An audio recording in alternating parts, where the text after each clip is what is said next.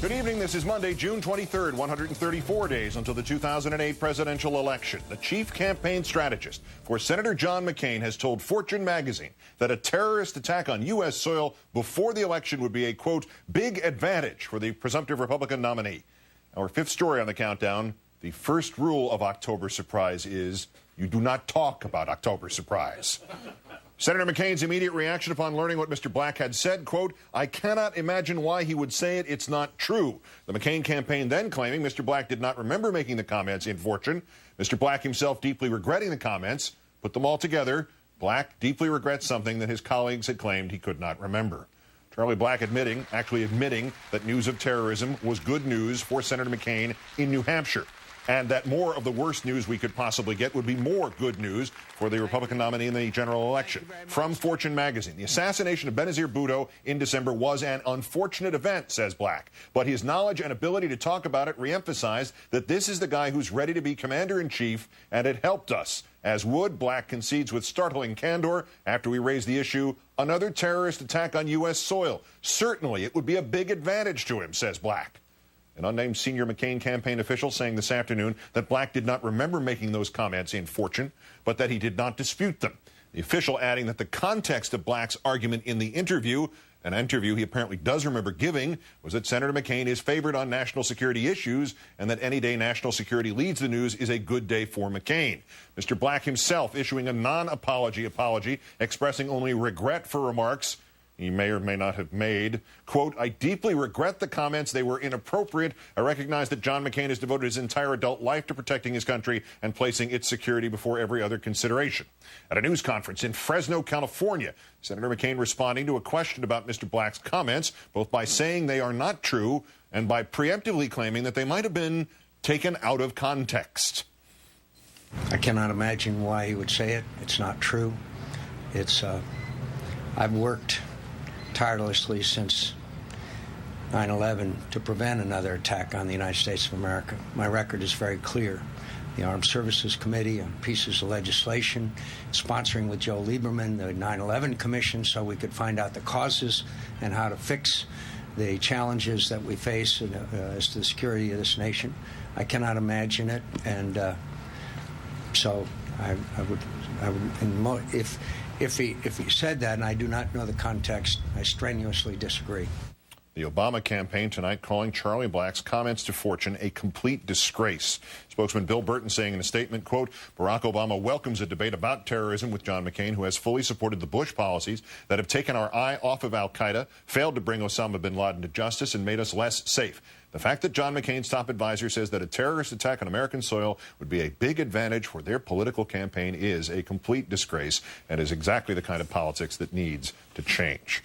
Time to call in first our own Dana Milbank, national political reporter of the Washington Post. Good evening, Dana. Good evening, Keith. Is McCain scrambling because this is a horrific premise for any politician of any party, or is he scrambling because the Republicans do operate on this premise and want people to know it, but nobody is ever supposed to get caught saying it on the record? Well, this is, to paraphrase Charlie Black, an unfortunate event. In fact, it's a classic case of Michael Kinsley's rule of a gaffe in politics. It's when you accidentally speak the truth. And of course, whether it's true or not, the McCain campaign believes that it is true. We, in the Washington Post poll, asked 11 different issues. Terrorism is the only one where John McCain has a sizable advantage over Barack Obama, but only 4% of people now say terrorism is the top issue. They need to make terrorism the top issue. They're not supposed to say it this way, though. It's not true and or it's taken out of context, the Senator McCain's knee-jerk responses here, are they his knee-jerk responses to anything that does not fit the day's preset schedule, the agenda? I mean, regardless of whether there's truth or context having anything to do with it, I mean, they can drum up those charges sort of after the fact? Well, I think that's sort of spin 101 as they were trying to sort of grasp how big this potential scandal was here. And I think as it became clearer throughout the day, there was more of a full-throated attempt to say, look, we're going to distance ourselves from this remark. But the fact of the matter is McCain can't really come out there and say it's not true. It doesn't mean that he wishes for another terrorist attack, but it's an indisputable fact that they believe that anything that will bring terrorism front and center is good for him. It's the same thing that the president did in 2002, 2004, and 2006. All right, let's put the shoe on the other foot, Dana. I mean, what would the reaction, do you think, be if Senator Obama's chief strategist or anybody even remotely connected to his campaign said that a terrorist attack on U.S. soil would benefit his candidacy? What kind of world would we be living in tonight?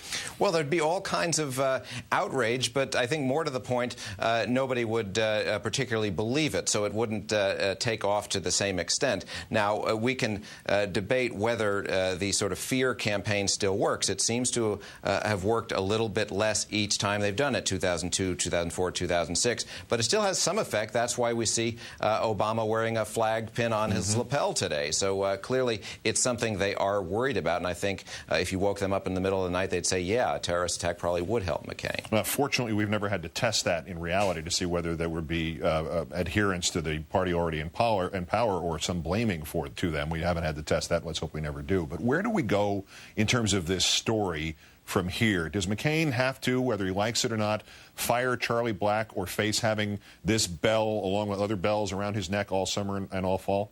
Well, he's going to wait and see. I imagine they're certainly going to hope that this becomes a 24-hour thing that blows over, which it well could be, depending on what events happen in the coming days. But if it keeps being brought back to them, they'll have to take some action here. The irony here is that Charlie Black is a very soft-spoken, well-liked figure, and this does seem rather out of character for him to sound off in this way. Well, I can't imagine that anybody would unnecessarily keep this story going for any particular reason. Dana Milbank of MSNBC and the Washington Post. We'll talk to you about this tomorrow. And the next day. That's right, and the day after that. Thank you, Dana. Thanks.